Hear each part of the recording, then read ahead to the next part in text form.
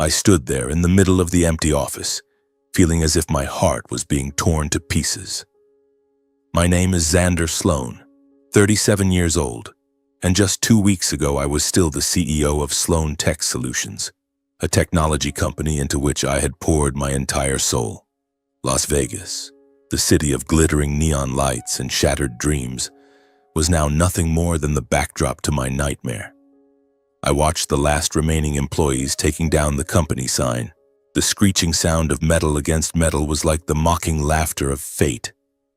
For the past 7 years, I had lived for this place. Sloan Tech wasn't just a company, it was my spiritual child, built from absolutely nothing with my own 2 hands. I still remember those early days vividly, when I was just a young programmer sitting in a tiny apartment on the outskirts of Las Vegas, coding until my eyes blurred from sleep deprivation. Countless all-nighters, cold coffee sitting beside me, and so many moments when I nearly gave up. I had sacrificed everything, vacations that never happened, late nights away from my wife and child, and even my own health. Now everything had gone bankrupt. All my efforts, money, time, and pride had officially fallen into the abyss. It felt like someone had stabbed me in the chest and the blood was seeping out drop by drop. But the cause wasn't the brutal market or any financial mistake. It came from the one person I had trusted completely. My wife, Marissa Sloan. She was 34 years old, beautiful enough to turn heads wherever she went, seductive with a smile that could melt anyone. But behind that smile lay ambition and deceit I had never suspected. We met 8 years ago at a tech conference in Vegas. She was a brilliant marketer with flowing golden hair and sparkling blue eyes like a lake. I fell in love with her at first sight. I loved her intelligence, the way she laughed, the way she held me after long, exhausting days. We got married after a year, and our daughter Maren was born like a gift from heaven. I thought I had everything: career, family, happiness. But now I realize it was all an illusion. I still don't know how Marissa managed to have an affair with my direct competitor for nearly 2 years without me suspecting a thing. Colby Voss. That name is now a scar burned into my mind. He was the CEO of Voss Innovations, the company that competed directly with Sloan Tech. We had met at industry events, shaken hands politely but always with caution. I never imagined that while I was struggling with work, Marissa was secretly meeting him. Those late meetings she mentioned, those short business trips, they were all covers. I remember the evenings she came home late, carrying the faint scent of unfamiliar perfume, and I just thought it was from working hard. "That last business trip really wore me out, honey," she'd say, then cuddle up and fall asleep in my arms. I believed her. I always believed her. Then everything exploded. Major contracts, financial reports, everything was stolen. It was Marissa who did it. She had access to my systems because I trusted her as much as I trusted myself. She copied the data and passed it to Colby. He used it to undercut my clients with lower prices and steal our product ideas. When the scandal broke, it was like a bomb going off. One morning I opened my email to a flood of messages from investors. "We no longer have confidence in your company. We are pulling our funding." The media descended like vultures, publishing stories about internal fraud at Sloan Tech. They painted me as an incompetent fool who couldn't control his own company. In just a few weeks, everything collapsed. Employees quit en masse, clients canceled contracts, and the stock price plummeted. I tried desperately to save it, begging on the phone, holding emergency meetings, even selling personal assets to inject cash. But it was useless. I fought back until the very end, but I was completely powerless. Evidence was manipulated and turned against me. Forged emails, doctored documents, everything pointed to me as if I were the mastermind. Marissa denied everything. She cried in front of the cameras, pretending to be the wounded party, claiming I was slandering her out of jealousy. "He's always been suspicious of me. I really don't know anything about this," she said in an interview, tears streaming down her cheeks. And Colby? He used his reputation and connections to crush me completely. He had friends in the media, top lawyers, even government officials. They turned me into the villain and Sloan Tech into a joke. Now standing in the middle of an office being dismantled, I blame myself for being so blind. Why didn't I see it sooner? The little signs, late-night phone calls, hastily deleted messages, the growing coldness in our marriage. Why did I trust someone as scheming and deceitful as Marissa so completely? I clenched my fists, tears rolling down my cheeks without me even noticing. 7 years of building, 7 years of sacrifice. Now there was nothing left but an empty room and the feeling that I had just been erased from existence. The sound of hammers pounding against the walls echoed like blows to my heart. I stepped outside. The desert wind of Las Vegas blew past, carrying dust and pain. I drove home in a daze, like a ghost drifting along the familiar streets of North Las Vegas. My mind was chaos. Images of the gutted office kept replaying on an endless horror loop with no pause button. My hands gripped the steering wheel so tightly that my knuckles turned white, and I had to force myself to breathe deeply just to keep from swerving onto the curb. The house, the home I once proudly showed off to friends, now appeared before me with a "For Sale by Bank" sign dangling from the gate like a death sentence for every happy memory. I had poured so much sweat and tears into this place, taking out a mortgage to buy it, renovating every corner, turning it into a sanctuary for my family. Now the bank owned it because I could no longer make the payments. Today was the last day I was allowed inside to collect whatever belongings remained. Just thinking about it made my heart feel like a stone was crushing it. I parked, stepped out on trembling legs. The gate creaked as I pushed it open and the desert wind blew dust into my face. Inside, the air was ice cold, as if the house had already died long ago. The living room was stripped bare. Most of the furniture was gone, only a few cardboard boxes lay scattered around. My heart was pounding, but I was not prepared for what was waiting. Marissa, my wife, the woman I had sacrificed everything for, stood there with her arms crossed, as though she had known exactly when I would arrive. She wore a tight black dress, her golden hair loose over her shoulders. But her eyes were arrogant, full of challenge, as if this were her house alone and I was the intruder. 2 months earlier, after the affair was exposed, Marissa had left the house and moved in with her lover, Colby Voss, in the wealthy Summerlin South neighborhood with its luxurious villas. She took our 7-year-old daughter, Marin, with her, without a single word of explanation. I still remember that night vividly. When I walked through the door, Marissa had already packed everything. She stood in the hallway, suitcase ready at her feet, one hand gripping Marin tightly as she hurried the child along. "Daddy, where is Mommy taking me?" Marin asked, her innocent eyes wide. I knelt down to hug her, but Marissa yanked her away. "Don't make this worse, Xander." Then they were gone, leaving me alone with a pain that tore me apart. Now, seeing her standing there, all the suppressed rage, resentment, and heartbreak exploded inside me like fire. I lunged toward her, voice shaking.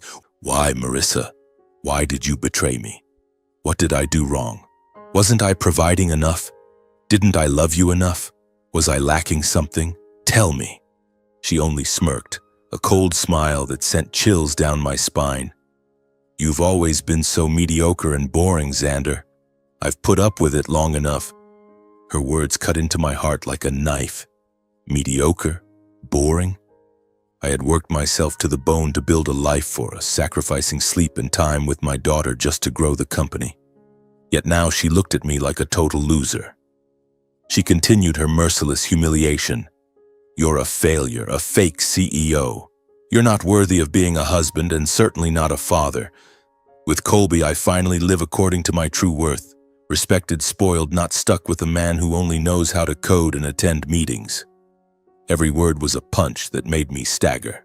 I wanted to scream, to demand how she could be so cruel, but my throat closed up. Then Marissa slammed the already signed divorce papers onto the table. The sharp slap of paper on wood rang in my ears.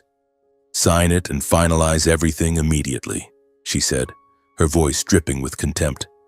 "I don't want anything more to do with you." Without letting me say another word, she turned on her heel and walked out, her high heels clicking loudly on the wooden floor, leaving behind a cold, dusty house. I stood there watching her silhouette disappear through the door, emptiness spreading through my entire body. Now I had lost everything: company, home, wife, and child. Tears rolled down again, but this time I didn't wipe them away. I collapsed onto the floor, clutching my head, struggling to breathe. How was I supposed to go on living? Maren, she was my reason for living. Just thinking of her made my heart ache unbearably. I quietly gathered the last of my belongings. A few changes of clothes, a family photo, and my old laptop, everything crammed into a cheap duffel bag. I looked around the house one final time. The kitchen where we used to cook and laugh together. The bedroom where Maren loved to jump on the bed and hug her dad. The backyard where I taught her to ride a bike. Now they were nothing but memories. I got in the car and drove away, carrying whatever scraps of dignity I had left, yet feeling as though part of my soul had died with that house. On the road, I had to pull over because I couldn't drive anymore. I buried my head in the steering wheel and sobbed like a child. In the distance, Las Vegas glittered with its lights, mocking my defeat. With the little savings I had left, about a few $1,000s from an emergency account, I rented a tiny rundown apartment in North Las Vegas. It wasn't far from the city center, but it felt like a slum. Peeling walls, creaking wooden floors, and a moldy smell that hit every time I opened the door. The place had only a single bed, a mini kitchen, and a cramped bathroom with a rusty faucet. I lay on the bed staring at the stained ceiling, wondering how my life had come to this. I survived day to day, eating hot dogs, drinking from public fountains, trying not to think about the past. By day I wandered looking for work, but the scandal still followed me like a shadow. At night, sleep came in fits, haunted by nightmares of Marissa and Colby. About 3 weeks later, the divorce hearing took place. Given my current situation, no home, no steady income, no assets, I lost custody of Maren, the most precious thing in my life. I sat in the courtroom wearing the only old suit I still owned, watching Marissa on the other side with her expensive lawyer. She looked radiant, perfectly made up, while I looked like a beggar. The judge read the ruling. Based on financial circumstances, custody of the child is awarded to Mrs. Marissa Sloan. My heart shattered into pieces. Maren, my little girl with curly hair and a smile just like mine, would now live with her mother and that man. My lawyer whispered, "We never had a chance, Xander." As painful as it was, I had to accept it. I couldn't let my daughter live in poverty with me. At least with her mother, she would have her own room, enough to eat, and no debt collectors at the door. I pictured Maren in Colby's luxurious mansion, playing in a big garden, getting a proper education. That was why I signed the papers, even though my hand was shaking. After the hearing, Marissa didn't even glance at me. She simply turned and walked away. I left the courthouse into the strong Las Vegas wind that whipped sand into my eyes. I cried, but no one noticed. Little did I know that I had only stepped to the edge of the abyss. The tears I shed that night under the streetlights were merely the prelude to the darkest days of my life. I thought I had already hit rock bottom, that there was nothing left to lose. But fate was quietly turning, preparing to bring me to a moment of destiny, a moment that would turn everything upside down in a way I could never have imagined. After the collapse, I started submitting job applications all over Las Vegas. I printed my resume at a cheap copy shop, put on the only old suit I still owned, and went from small offices to big tech companies. I applied for anything: programmer, project manager, even administrative assistant, whatever might stick. I still remember the first day standing in front of a high-rise startup building downtown, heart pounding. I handed in my application, smiled at the receptionist, and waited. But everywhere turned me down. Rejection emails poured in like rain. "Thank you for your interest, but unfortunately we are unable to move forward with your application at this time." Once I called to follow up, and a recruiter told me straight to my face, "The Sloan Tech scandal is still fresh, man. Bankruptcy on your record, all those rumors, you're on every high-risk blacklist. Nobody wants the baggage." Those words cut like a knife. I used to be a hero in the tech scene. Now I was untouchable. Every rejection sent me home to collapse on the floor, hands shaking so badly I couldn't even hold a glass of water. "Xander, what the hell did you do wrong?" I kept asking myself, tormenting myself. Realizing I had no chance at decent-paying jobs, I finally took a janitor position at Caesar's Palace, one of the most famous casinos in Vegas. I remember the interview. I showed up in an old t-shirt, exhausted, standing in front of the manager. "Any cleaning experience?" he asked. "No, but I learn fast," I answered, swallowing hard. He nodded. "Good enough. You start tomorrow." My job was sweeping hallways, pushing trash carts, and mopping the shiny floors under blinding neon lights. The smell of alcohol, cigarette smoke, and the endless clanging of slot machines filled the air. I used to walk into this place as a businessman. Now I just kept my head down and cleaned. Sweat poured off me, my back ached constantly, but I gritted my teeth and kept going. At night, to make ends meet, I delivered pizza for a fast food joint on the outskirts. I drove my beat-up old car in a bright red uniform, racing through the scorching streets. A few dollars in tips per order, enough to buy food and pay rent. Life was brutal and exhausting. 5 hours of sleep at most, wolfing down meals between shifts. But at least I was still standing. One day at a time, I told myself. I even started to feel a little stronger, even if it was just an illusion. One night, after a grueling janitor shift, I took a late pizza delivery. The shop sent me to an address in Summerlin South, the wealthy neighborhood with lush villas and sparkling pools. I drove along wide, tree-lined streets. The night breeze carried the scent of fresh grass and flowers. "Big order, good tip," the boss had said. I didn't think much of it. I just wanted to deliver and go home to crash. When I arrived, the mansion looked like a palace. Tall iron gates, perfectly manicured gardens, lights glowing everywhere. I parked, grabbed the steaming pizza bags, walked up and rang the bell. The chime echoed. The door opened. My heart nearly stopped. There stood my ex-wife, Marissa. We both froze. I hadn't realized this was the house she now shared with Colby Voss. That familiar face, golden hair flowing but now radiating arrogance. She hesitated for only a split second before her usual haughty expression returned. She smirked, voice dripping with mockery. "Well, well, look who it is, Xander. Reduced to this kind of lowly work now? From CEO to delivery boy. That uniform really suits you, bright red and cheap." Her words slapped me across the face. My cheeks burned, blood rushing to my ears. I wanted to turn and leave, but my feet felt glued to the ground. Hearing the voices, Colby strolled out, wearing an expensive polo shirt, wine glass in hand. He looked me up and down and let out a sarcastic laugh. "Not bad, Xander. Very working class. Quite the career downgrade from desk to streets, huh?" The two of them stood arm in arm in the doorway like the perfect couple, staring at me like I was something pathetic. Marissa kept twisting the knife. Maren would be so embarrassed if she knew her dad delivers pizza for a living. She's already used to the good life, you know. Even though shame was burning through me, I straightened my back and gripped the pizza bags tighter. I refused to let them see me break. "I'm proud of my job because I earn an honest living," I said firmly, forcing my voice to stay steady. "At least I don't have to sleep my way to the top or use dirty tricks to survive, unlike some people standing right here." My words made Colby scowl, but Marissa just gave a scornful laugh. Without another word, I set the pizza bags on the front step and turned to leave. My heart was pounding. I just wanted to get out of there. Then I heard a small, familiar voice. "Daddy, did you come to visit me?" Maren came running out of the house and threw herself at my legs, hugging me as if she was afraid I'd disappear. She was in pink pajamas, curly hair messy, big eyes shining with tears. "Daddy, I knew you'd come see me." She started crying, clinging to me. Joy hit me so hard I nearly collapsed. I crouched down, wrapped my arms around my little girl, breathing in the familiar scent of her hair.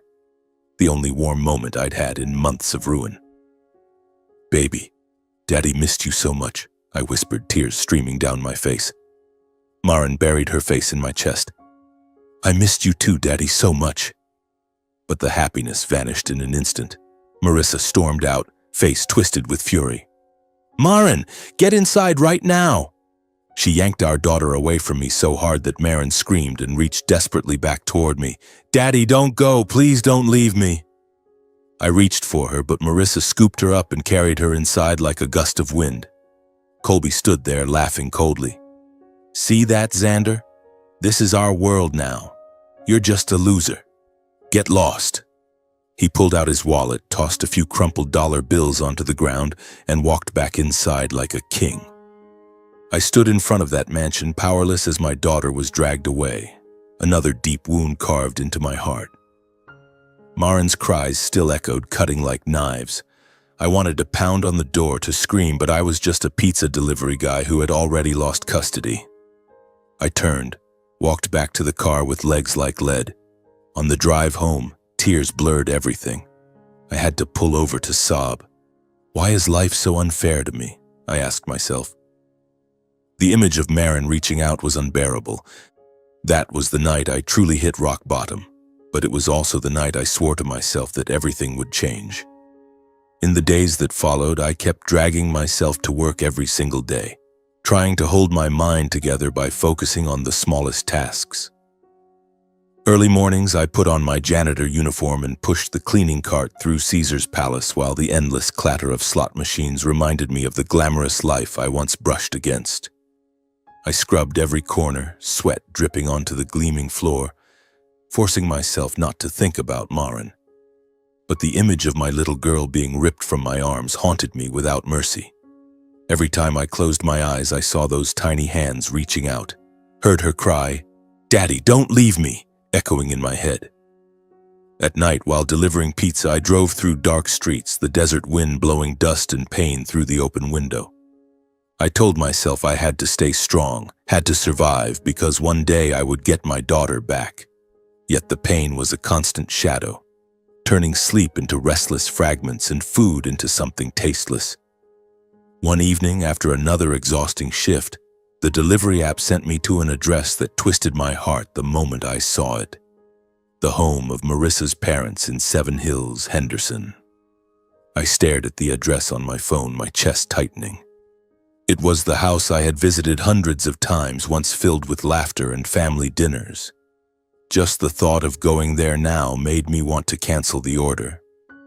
Philip Greer and Colleen Greer, Marissa's parents, had once been like real parents to me. But after the scandal, they turned their backs completely. They never even called to check on me. Even though I dreaded seeing them again, I had no choice.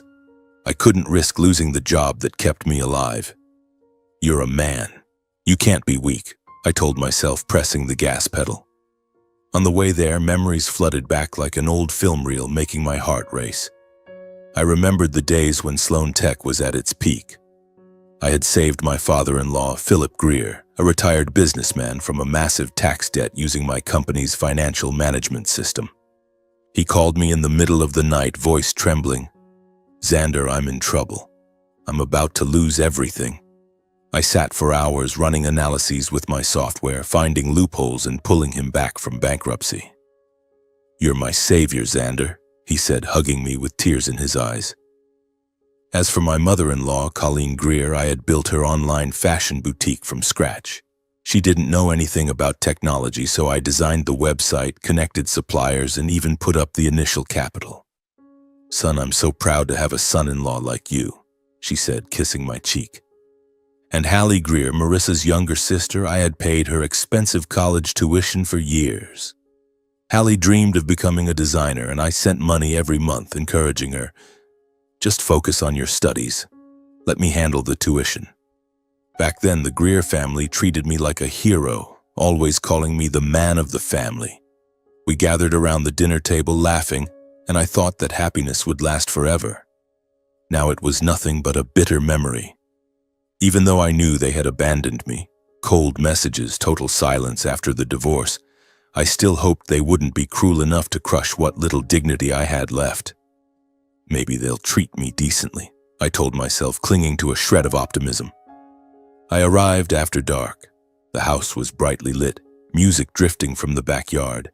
I parked on the curb, grabbed the hot pizza boxes, and walked through the gate with my heart pounding. I saw the Greer family and a few guests setting up a small party. A white-clothed outdoor table, flickering candles, the smell of grilled meat in the air. They sat there laughing and chatting, looking exactly like the happy family I once belonged to. I planned to just leave the pizzas on the side table by the door and slip away without being noticed. I kept my head down, walked quickly, praying no one would recognize me. But the moment I stepped into the backyard, almost everyone turned at once. Their eyes locked onto me as if I were some strange animal that had wandered into their territory. My heart stopped. Cold sweat broke out on my neck. I froze, completely unaware that I had just walked into a trap they had set long ago. Philip Greer, dressed sharply in a gray suit and silk tie, burst into loud laughter that made me flinch. "Well, well, look who's delivering food right to our door. It's Xander himself."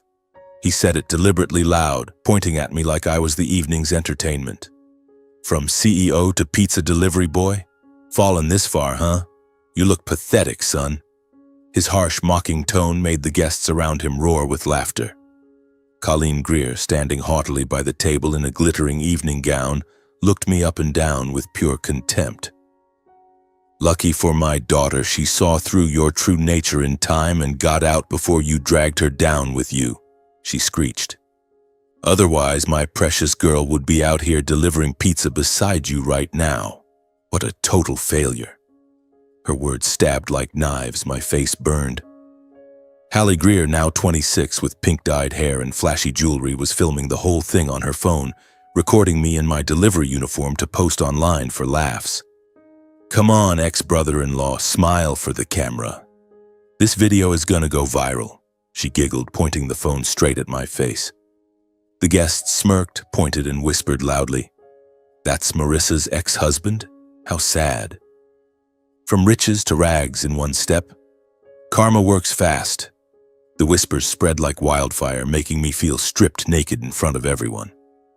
And then I saw Marissa and Colby standing together in the corner, arms linked affectionately, watching me with delighted eyes as if they were enjoying the final act of a tragedy they had directed themselves. Marissa smirked. Colby sneered. They whispered something to each other and both burst out laughing. My heart pounded wildly. Blood rushed to my head. Rage exploded inside me. I couldn't stand being surrounded and displayed like an exhibit. "Everybody shut up!" I growled, voice shaking but resolute. I fought back by reminding them of everything I had done for them in the past. "Mr. Philip, don't you remember?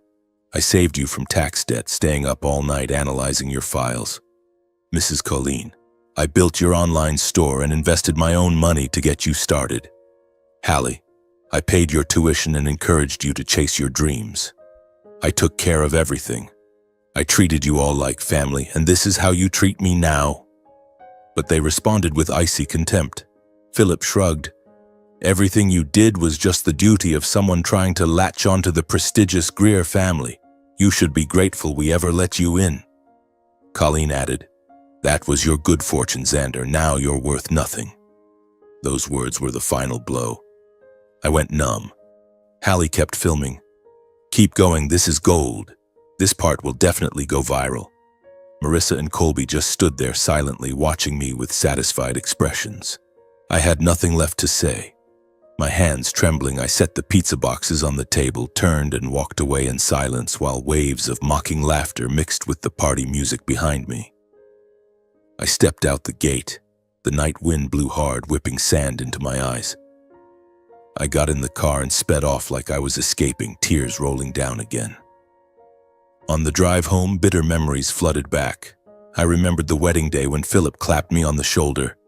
"Welcome to the family, son." Colleen hugged me. "This family is always open to you." Hallie jumped with joy. "Best brother-in-law in the world." Now it was all lies. I pulled over, punched the steering wheel until my knuckles hurt. "Why are they so cruel?" I sobbed, feeling my last shred of dignity crushed. That was the night I broke completely, but it also ignited a fire of hatred inside me. I swore I would rise again, that I would prove them all wrong. But for now, the pain swallowed everything, and I had no idea that a huge surprise was waiting just ahead. The following days passed in a thick fog. Then one night, after a shift that dragged on until late, I dragged myself back to my rundown motel room, exhausted to the bone, when a knock sounded at the door. I froze while pulling off my filthy shoes. Nobody ever visited this place, a slum filled with noisy neighbors and the constant stench of mold. "Who is it?" I called through the door, voice wary. No answer, just another knock, polite but insistent. I opened the door and there stood an older man, elegantly dressed. He wore a perfectly tailored gray suit, silver hair neatly combed, deep-set eyes behind gold-rimmed glasses. He looked like he had just stepped out of a boardroom, completely out of place in this rundown neighborhood. My heart started racing. Who was he? A debt collector? Someone from my past? The man introduced himself as Harold Ford, his voice deep, warm, and refined. "Good evening, Xander Sloan. I'm here about something important concerning your father."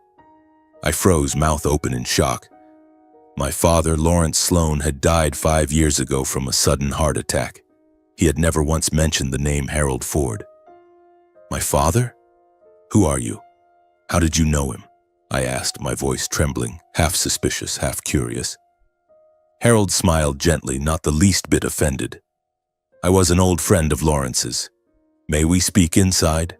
I promise I won't take much of your time." Out of politeness, despite my doubts, I let him in. The cramped room with its sagging single bed and rickety wooden table suddenly felt even more suffocating. I poured water from the rusty tap, offered him the only chair, and leaned against the wall myself. Harold began to speak slowly, as if opening a dusty old book.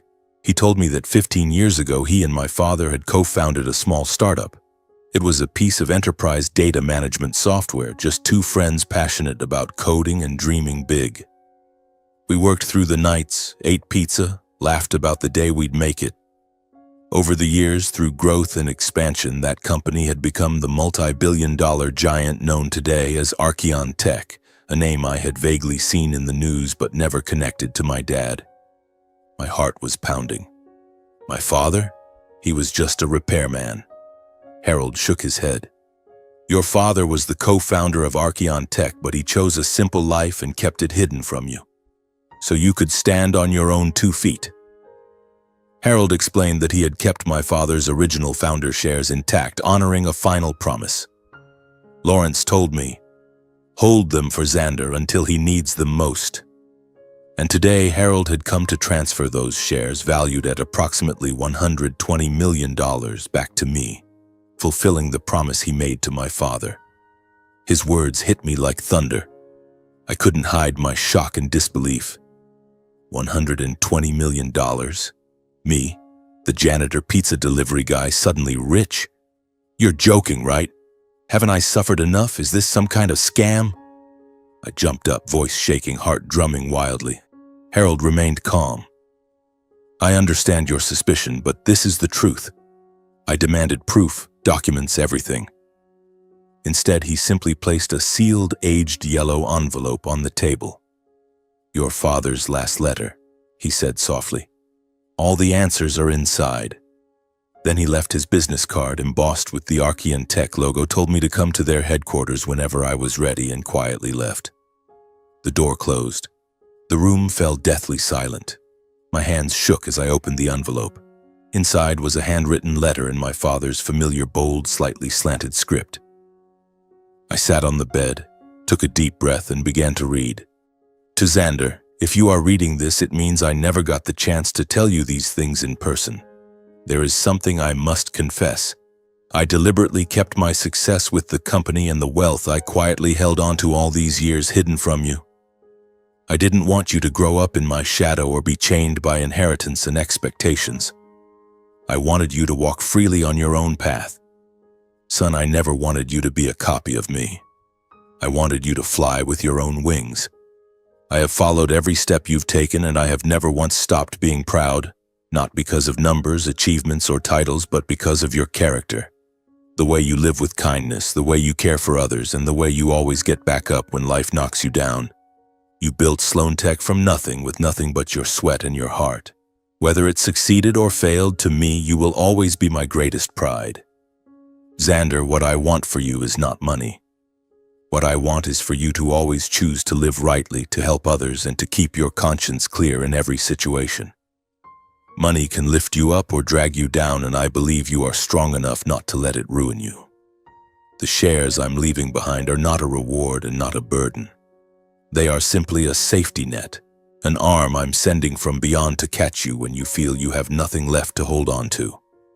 When you fall to the bottom, never forget that I am still here in every good choice you make and every time you stand back up. Do not fear failure. Do not fear starting over.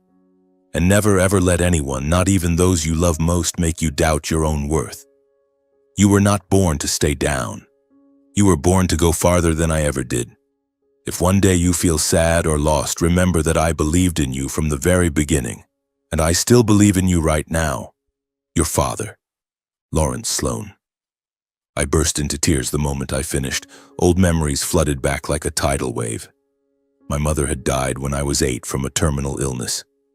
After that, Dad raised me alone on simple meals. Instant noodles, cheap sandwiches, canned soup hastily reheated after long shifts at the repair shop. Yet he always found time to teach me programming on the old computer he'd fixed, to show me how to repair electronics, and to tell me that being a good person mattered more than anything. "Son, kindness is worth more than money," he'd say, hugging me after another exhausting day. I remembered the nights he sat by my bed telling stories about the stars and dreams. "One day, you'll do something great."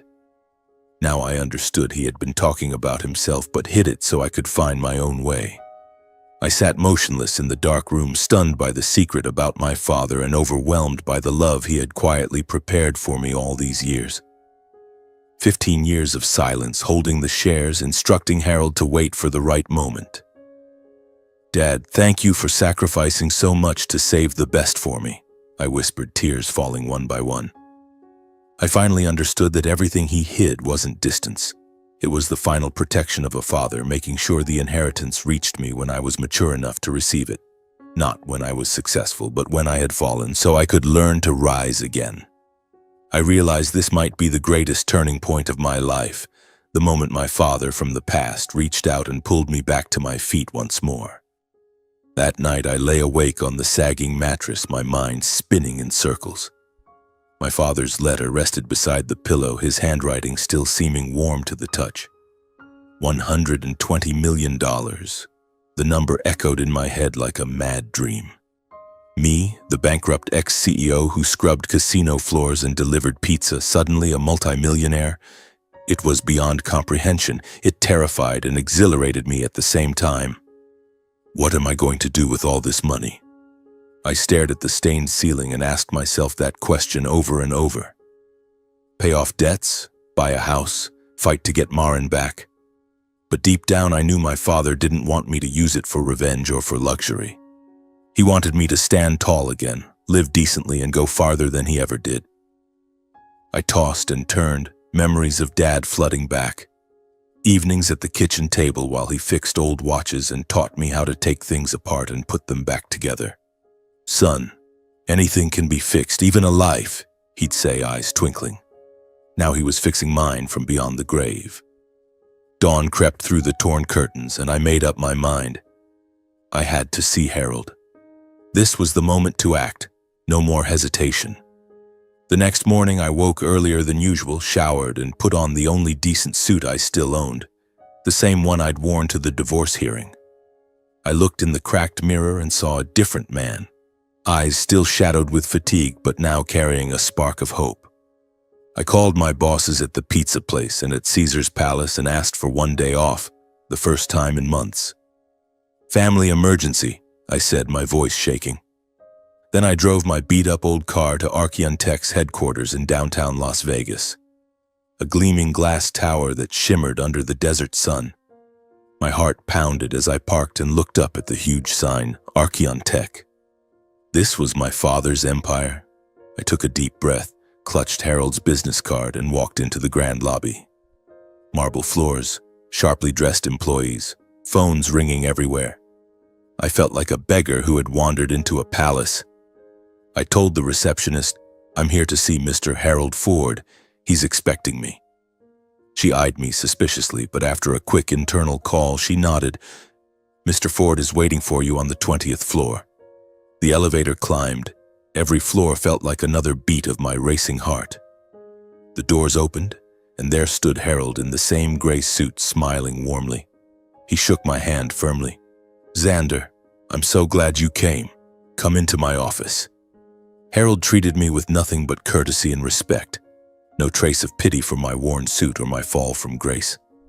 He poured coffee, offered me a comfortable leather chair, and asked gently, "Did you read the letter? Lawrence would be proud of you." I nodded, throat tight. "Yes, sir. I don't know what to say. Thank you for keeping your promise to my dad." Harold smiled. "It was my duty. Now let's make everything official." That very afternoon, an emergency shareholders meeting was called, attended by the company's top executives. Harold had prepared everything. "They need to meet you," he said. I sat in a vast boardroom, polished wood table, giant screens displaying financial charts, while about 20 directors and major shareholders filed in and looked at me with open curiosity. Harold stood and announced in a clear, resonant voice, "Ladies and gentlemen, today is a special occasion. Allow me to introduce Xander Sloan, son of our co-founder Lawrence Sloan." A wave of murmurs swept the room. Many were shocked. Lawrence had a son? Why are we only finding out now? I sat quietly, heart hammering, feeling like a specimen under a microscope. Harold continued, "Lawrence deliberately kept his legacy hidden so Xander could make his own way. Today, in accordance with his will, Xander will receive Lawrence's founding shares." Lawyers entered, presented documents, signatures, even DNA evidence. Everything was verified quickly and without dispute. I signed the papers with trembling hands as if in a dream. $120 million, now officially mine.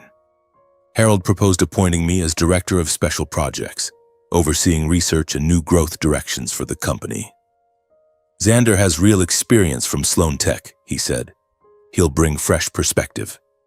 The room fell silent for a moment. Then an older, silver-haired man, probably the vice chairman, spoke up. "Mr. Ford, with all due respect, the boy bankrupted Sloan Tech amid a scandal. How can we trust him? This is just nepotism because of founding blood." Others nodded in agreement. "A bankruptcy on his record disqualifies him from leading any project. We need experts, not failures." The words cut deep, dragging up memories of the scandal, Marissa, the Greer's humiliation.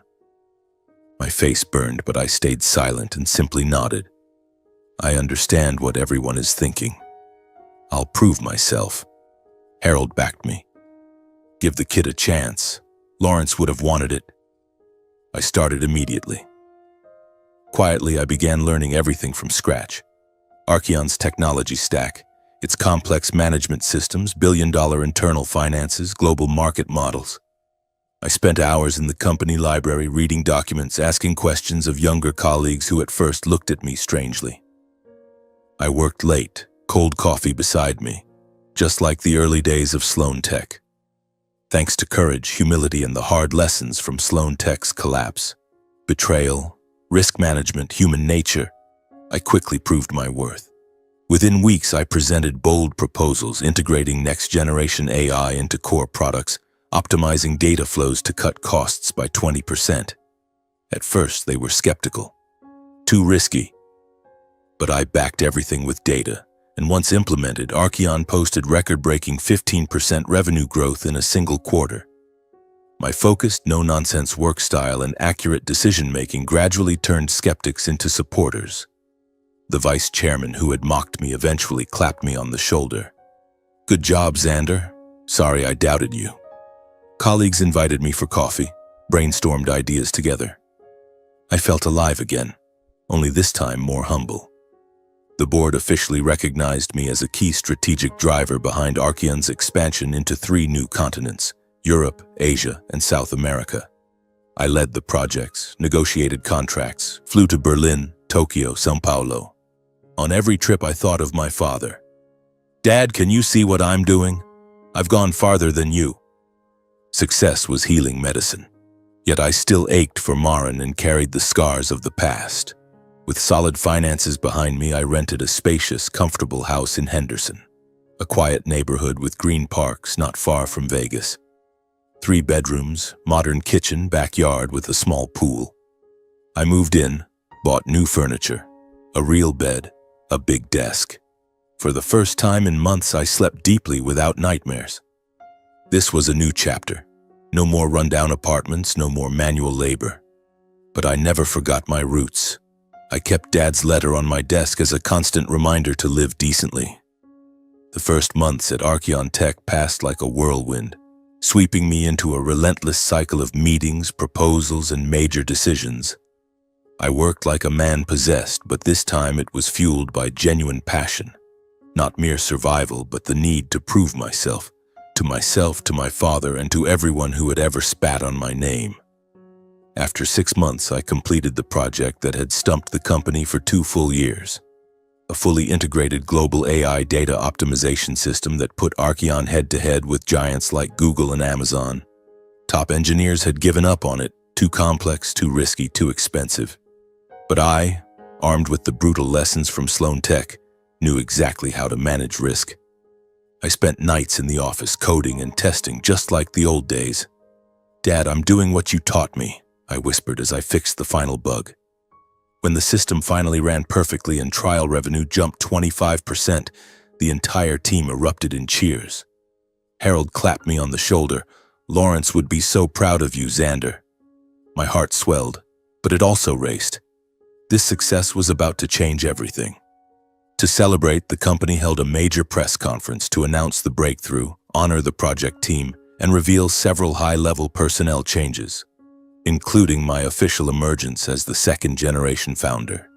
The event took place in Archeon's grand auditorium, flashing cameras, packed rows of reporters. I stood backstage gripping the microphone, heart pounding like it had the first time I ever pitched Sloan Tech.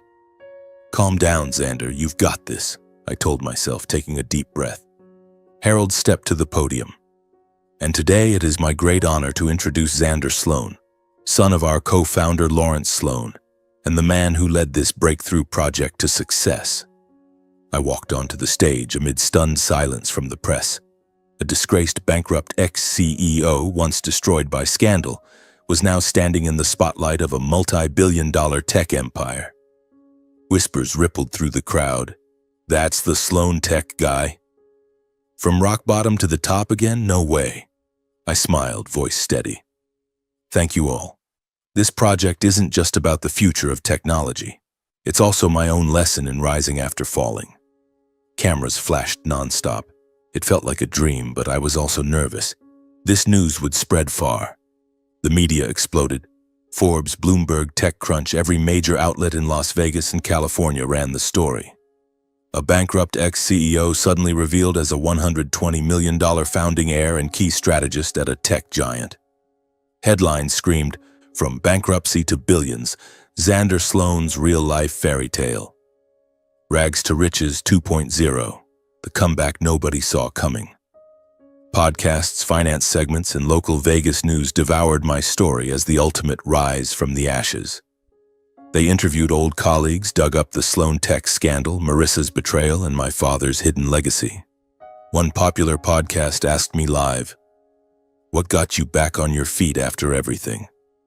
I answered simply, "My father," and the fact that I never stopped believing in myself. The news spread like wildfire. I knew the Greer house had seen it too. Sitting in my new home, scrolling through articles on my laptop, my pulse quickened. What will they think now that I've made it? I wondered, picturing Marissa staring wide-eyed at her phone. A few days later, my phone rang. Marissa's number. My stomach dropped. The moment I heard my daughter's name, my heart melted. "Xander. Maren wants to see her daddy," she said, voice dripping with fake sweetness as if nothing had ever happened. During my months of unemployment and despair, I had been too ashamed to fight for visitation. I didn't want Maren to see her father broken, penniless, hopeless. I still remembered nights in that filthy apartment, clutching her photo and crying, "I'm not worthy to see you like this." Even after I stabilized and begged to see her, calling, texting, pleading, Marissa always had an excuse. "She's busy with school. She's already asleep. This week isn't convenient. So when she suddenly called first, I knew exactly why. She'd seen the headlines. She knew I was rich again. Still, I agreed instantly, just for the chance to see my daughter. Fine. When? I asked, trying to keep my voice calm while my heart raced. We arranged to meet at a neutral cafe. I arrived early, sat with a cold coffee, nerves jangling like a first date. When I walked in, only Marissa was there, no Maren. She wore a bright red dress, perfect makeup, that old seductive smile. But now I saw the calculation behind it. My heart sank. Where's my daughter? Why can't I see her? She brushed it off. She's with her grandparents. Then immediately pivoted to money, demanding $12,000 a month in child support. Maren deserves the best now, Xander. That's pocket change for you, right? She winked, voice syrupy. I understood perfectly. She had come running the moment she learned about my inheritance. But I still agreed, because it was my duty to give my daughter a better life. Fine. I'll transfer the money, I said, swallowing hard. But inside, suspicion flickered. What else does she want? In the weeks that followed, the demands never stopped. $2,000 for piano lessons, $5,000 for an elite summer camp, then endless expenses for Maren. Designer clothes, expensive toys, even Vegas show tickets. Every call ended with, "She really loves that new dollhouse, Xander." I paid, but unease grew. Whenever I asked to video call Maren, the excuses returned. She's asleep. She's at a lesson. She's with Grandma. Tomorrow, I promise, she'd say. Tomorrow never came. After weeks of sending absurd amounts while being denied even a single visit, alarm bells rang louder. Every new text demanding money made my skin crawl. Something dark was lurking behind all this. I could feel it. I knew something was very wrong. One afternoon, while I was in a meeting with the team discussing expansion into new markets, my phone vibrated. Unknown number, but a Las Vegas area code. I excused myself and stepped into the hallway to answer. A young woman's polite voice came through. "Mr. Sloan, this is Ms. Harper, Maren's homeroom teacher from Summerlin Elementary. I need to speak with you about your daughter." My heart instantly clenched. The teacher?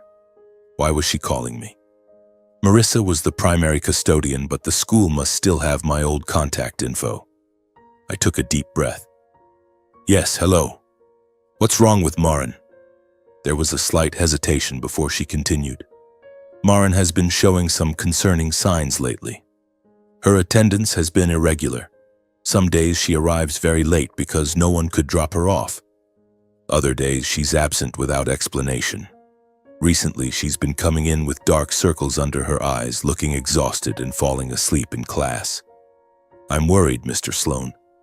Her mother says everything is fine, but I felt I should let you know." Her words froze me in place. I leaned against the wall, gripping the phone so hard my knuckles went white. All the luxurious life Marissa had described, the mansion, the good school, the expensive toys, was the exact opposite of what the teacher was describing. Maren falling asleep in class, no one picking her up or dropping her off. My heart pounded like it was being squeezed in a vice. After hanging up, I stood motionless in the hallway for a long time, chest tightening with every breath. My little girl was not okay, and Marissa had hidden it all. The image of Maren the last time I saw her at the mansion flooded back, thin, sad-eyed, running to hug me like she was afraid I'd disappear. "Daddy, I missed you so much." Her voice echoed in my head. I remembered the sleepless nights in that filthy apartment, blaming myself for not fighting for custody sooner. Now, with money and status on my side, I could no longer sit still. I have to act before it gets worse, I told myself, standing up with burning resolve. No more waiting. I rushed to my car and sped straight to the Summerlin South mansion. The Las Vegas freeway blurred beneath the tires, desert wind roaring through the open window. But all I could think about was Maren. "Daddy's coming now, sweetheart," I whispered, pressing the accelerator harder. My heart hammered with dread about what I might find. When I arrived, the mansion gleamed under the late afternoon sun, still as luxurious as ever. But to me it now looked like a prison. I pulled up fast, jumped out, and immediately heard shouting from inside. Colby bellowing, Marissa arguing, and a child crying, "Maren!" The front door was unlocked. They were probably too busy fighting to notice. I didn't knock. I walked straight into the living room, heart pounding like it would burst. The scene in front of me turned my blood to ice. Maren was huddled in the corner, eyes red from crying, clutching her pale pink pajamas, the floor littered with glittering shards of a broken glass. She looked tiny, trembling with dark circles under her eyes, exactly as the teacher had described. Colby was roaring, face flushed with rage, wearing a wrinkled polo shirt. He had Maren's wrist gripped so tightly her little fingers were white. "How many times do I have to tell you to be careful? You break a glass and then cry about it? You think tears will make me let it go?" He was screaming at her for accidentally dropping a drinking glass. An ordinary childhood accident. Marissa stood behind him, arms crossed, wearing a short dress, hair messy, not trying to stop him at all. She looked annoyed, as if Maren were disturbing their peace. "Just leave her, Colby. Let the kid clean it up herself," she said irritably, without a trace of compassion. In that instant, something inside me snapped. Blood rushed to my head and pure paternal instinct took over. I charged forward and shoved Colby away from my daughter with all my strength. He stumbled backward, crashing into the sofa, eyes wide with shock. "You, Xander? How the hell did you get in here?" I didn't answer. I pulled Maren behind me, shielding her with my body, the instinct of a father who had endured too much for too long.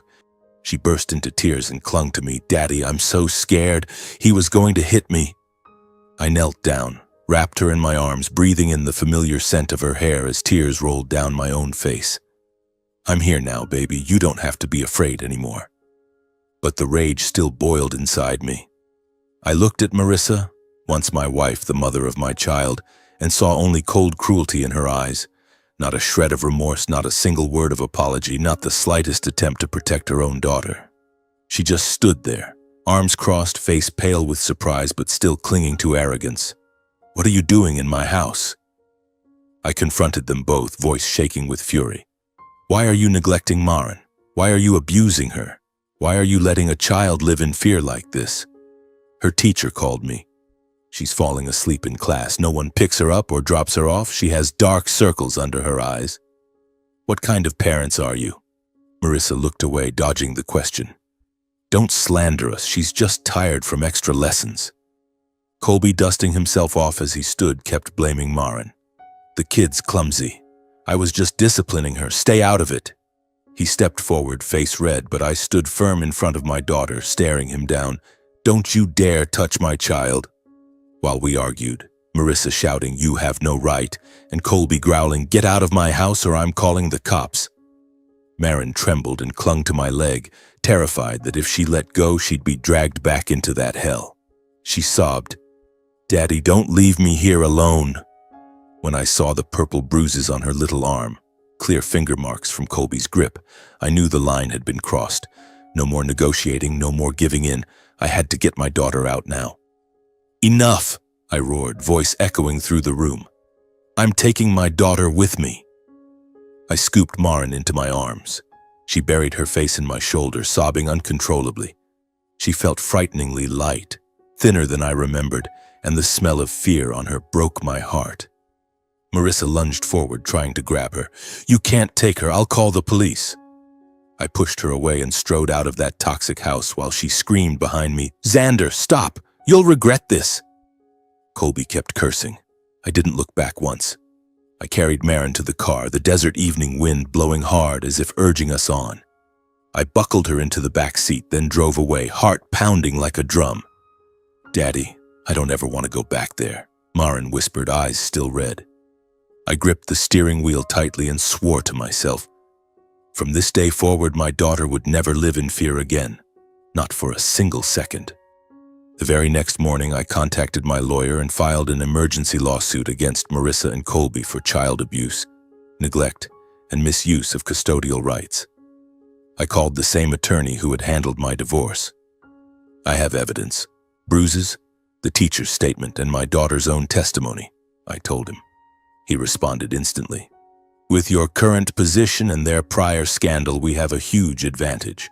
I'll draft the emergency petition today." I photographed Marin's bruises and recorded her trembling account of life in that mansion. She whispered, "Mommy always goes out with him and leaves me home alone. He calls me a nuisance." My heart shattered, but I stayed calm so she wouldn't be afraid. The court accepted the case immediately and scheduled a hearing within weeks. The media exploded. Headlines screamed across every outlet. "Millionaire Xander Sloan sues ex-wife for abusing daughter." Reporters camped outside my house, cameras flashing, but I refused interviews. "I'm only doing this to protect my child." The evidence we presented was overwhelming. Marin's tearful testimony to the attorney and child advocate, the teacher's written report on her declining condition, photographs of the bruises, a neighbor's sworn statement about hearing Colby scream at her through open windows, medical reports confirming the injuries. The hearing was packed with journalists. Marissa sat on the opposite side in a black dress perfectly made up, crying crocodile tears. "He's slandering me.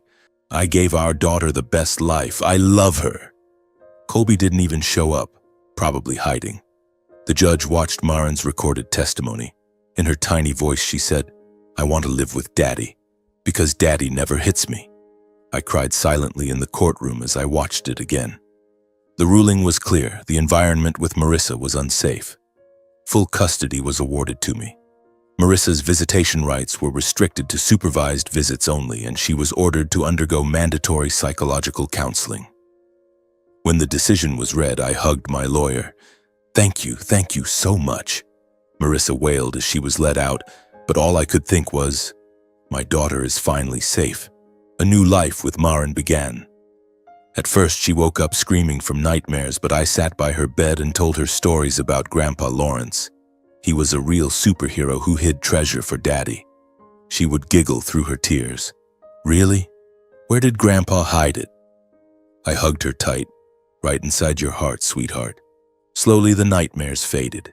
She slept better, laughed more, and stopped flinching at shadows. We rode bikes in Henderson's parks, me jogging behind her, both of us laughing. Our house filled with warmth after months of chaos, the smell of cookies baking, children's music from her room. Movie nights cuddled on the couch. I took time off work to be with her and hired a trustworthy nanny for when I was away. Marin started attending school regularly again. Her teacher called, "She's like a different child, happy and full of energy." Watching her play by the pool under the sun, I felt complete. "You are my whole world, Marin." Meanwhile, Colby's company imploded under a storm of financial scandals, falsified reports, fake investment funds, bribery, inflated revenue. It was Voss Innovations, the same company that had crushed Sloan Tech. A whistleblower exposed everything. The media descended like vultures. Shareholders fled, clients vanished, and the firm collapsed. Assets were seized for investigation. Colby lost everything and faced criminal charges, prison and massive fines. He fled Las Vegas in secret, probably to Mexico or somewhere else. I never found out. Marissa was abandoned by Colby, drowned in personal debt from her extravagant lifestyle and ruined by the abuse scandal. Headlines read, "Ex-wife of millionaire Xander Sloan broke and stripped of custody." She lost her job, her friends, everything. The Greer family, who had backed her, began crumbling too. Bad investments in Voss stock. Colleen's online store bankrupted by the fallout. Philip losing major contracts tied to Colby. They called me begging, "Xander, please help us." I replied politely, "I'm sorry, but my only responsibility now is Marin." When I heard their family was falling apart, my feelings were mixed. Satisfaction that betrayal had consequences, yet sadness because they had once been family. Sitting on the balcony as the desert wind blew, I thought, life is fair, but why does it still hurt? One day, Marissa showed up at my office looking broken. Messy hair, dark circles, old clothes. My assistant brought her in. She sat trembling and burst into tears. "Xander, please forgive me. I know I was wrong." She begged me to save her and her family, reminiscing about our wedding under the Vegas lights, the night Marin was born, our old vacations, hoping 10 years of marriage would soften me. I was deceived by Colby. Please give me one more chance." Her words tugged at memories I had buried, but I refused, not out of hatred, but because that chapter was closed forever. I now lived only for my daughter and our new life. "Marissa, I can't help you. The past is over. Accept the path you chose and please don't contact me again," I said calmly. She wailed, fell to her knees and begged, but I stood firm. I called my assistant. "Please escort her out." As she was led away sobbing, "How can you be so cruel?" I closed the door, heart heavy but resolute. When the door shut, I knew every betrayal, every storm was finally behind me. All that remained was the peace Marin and I shared. I went home. She ran to the door. "Daddy's home. I missed you so much." We ate dinner, laughed, and I thought, "Thank you, Dad. Thank you, life." A quiet thrill still lingers. This is our new beginning, scars and all. I hold my daughter as she falls asleep and swear I will protect her forever. The first days after winning custody of Marin felt like a fragile dream, one that might shatter if I breathed too hard. I woke up early every morning just to watch her sleep peacefully in her own room, the one I had hastily decorated with star-patterned wallpaper and teddy bears, and wondered if it was all real. She still woke up in the middle of the night crying from nightmares about Uncle Colby yelling, and I would sit on the edge of her bed, stroke her hair, and invent stories about dogs that flew across clouds to chase the fear away. "Daddy's here now, baby. No one will ever hurt you again," I whispered, holding her so tightly I could feel her tiny heart racing. She calmed down little by little, but I knew heart wounds don't heal overnight. Our new life was built on small things: toast and fruit for breakfast, driving her to school in a new car, no longer that rattling old wreck, and afternoons at Henderson's green parks where the trees and birdsong felt like a lullaby. I worked less and put her first, yet a quiet anxiety lingered. Would Marissa come back? Would Colby try to retaliate? I installed security cameras and hired a guard, but deep down I knew true peace had to come from within. 3 months later, when Marin was laughing more and crying less at night, I decided to buy a bigger, brighter house. Moving day made her bounce with joy. "Our new house is so pretty, Daddy. Can we get a puppy?" I laughed. "Of course, sweetheart. We'll pick the cutest one." We unpacked, hung family photos, some of them AI-generated collages of Mom, Dad, and Marin, and the place quickly became a real home. Standing on the balcony, feeling the gentle breeze while she played on the swings below, I thought, life is starting over.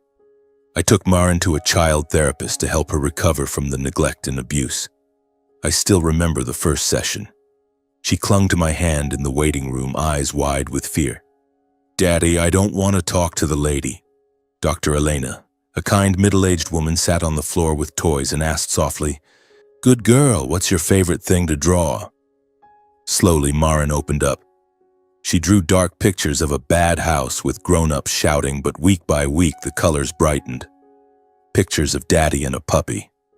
Thanks to my patient evenings listening without pushing, Dr. Elena's weekly sessions, and a home filled with nothing but safety, no yelling, no abandonment, Marin gradually returned to the cheerful, affectionate little girl she used to be. She started singing in the shower, begged to take art classes, and hugged me every morning. "I love you the most in the whole world, Daddy." I cried quietly when Dr. Elena said, "Marin is healing beautifully, Mr. Sloan. Just keep being her rock." Some sessions were hard. She would sob and ask, "Does Mommy hate me?" I held her close. "No, baby. Mommy just got lost. But Daddy will never leave you." Slowly the scars faded and Marin's smile became brighter than ever. Meanwhile, my career kept rising. Because of my standout contributions, the hugely successful AI project, market expansion, and 30% revenue growth, Archeon's board promoted me to Vice President of Strategic Development, one of the most influential positions in the entire corporation. At the internal announcement, Harold put a hand on my shoulder. "You deserve this, Xander. Lawrence would be so proud." Standing on the small stage while colleagues applauded, I said, "Thank you all. My past failures taught me more than any success ever could. And today I just want us to keep pushing farther together." The new role brought huge responsibilities: global strategy, billion-dollar negotiations, constant flights to Europe. But I kept balance, worked from home whenever possible, dropped Maren at school, and saved weekends for her. "Want to go to the zoo this Saturday?" I'd ask. Her eyes would light up. "Really? I want to see the monkeys." 2 years passed, and life for Maren and me became more stable and beautiful than I had ever dared hope. She was 9 now, tall with long curly hair, the most energetic kid in her class. We had Buddy, a golden retriever with shining fur, racing around the backyard.